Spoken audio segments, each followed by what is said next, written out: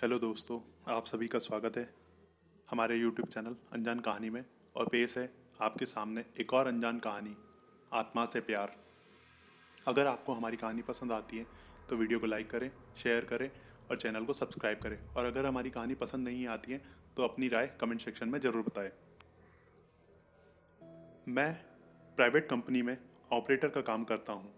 मेरा घर कंपनी से 20 किलोमीटर दूर है। मेरे पास एक बाइक है जिससे मैं अपने घर से कंपनी और कंपनी से घर का सफ़र पूरा करता हूँ।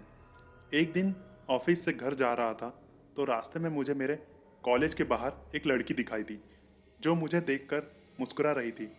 मैंने उसे टालते हुए मैं घर की ओर निकल पड़ा। दूसरे दिन फिर वही लड़की मुझे उसी जगह पर दिखाई दी। वो भी मुस्कुरा रही थी और मैं भी मुस्कुराता हुआ निकल पड़ा। मुझे उसकी प्यारी सी मुस्कान से प्यार हो गया था, लेकिन कभी रुकने की कोशिश नहीं की।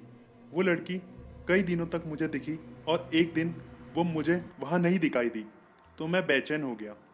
लेकिन मैं उसके बारे में कुछ नहीं जानता था और न कभी बात की थी, इसलिए उसका पता भी नहीं लगा सकता था। मगर कई दिनों तक उस लड़की के नहीं दिखने से बेचैन रहा। कई बार तो मैं कंपनी से जल्दी निकलकर उसका इंतजार भी करता, पर वो मुझे नहीं दिखी। एक दिन मेरे मोबाइल पर किसी अनजाने नंबर से फ़ोन आया। मैंने फ़ोन उठाया तो एक लड़की बोली। उसने मेरा नाम पूछा और वो मुझसे बात करने लगी और बताया कि मैं वही लड़की हूँ जिसे तुम रोज़ बाइक से गुजरते हुए देखा करते थे। मैं अचंभित रह गया कि इसके पास मेरा नंबर कैसे आया और ये मेरे से क्यों बात कर रही है। लेकिन उसकी मीठी बातों में मैं इतना खो गया कि ये सब बातें भूल गया।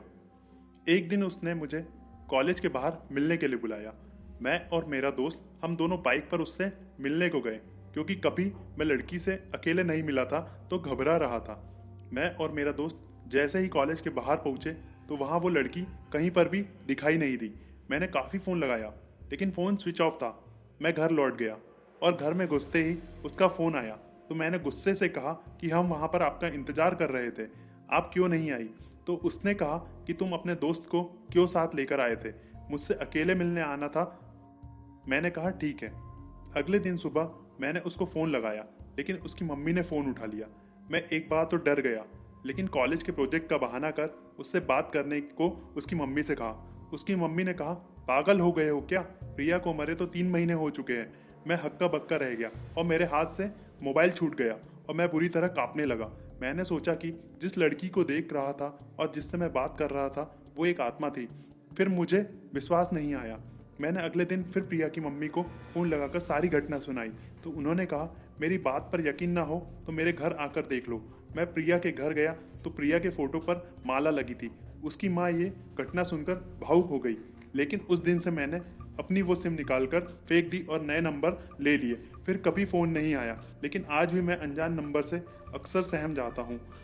तो दोस्तों, कैसी लगी हमारी ये कहानी आत्मा से प्यार। अगर हमारी कहानी आपको पसंद आई हो तो वीडियो को लाइक करें, शेयर करें और चैनल को सब्सक्राइब करें। और अगर ऐसी घटना आपके साथ भी कभी हुई हो तो हमें कमेंट सेक्शन में ज़रूर बताएं।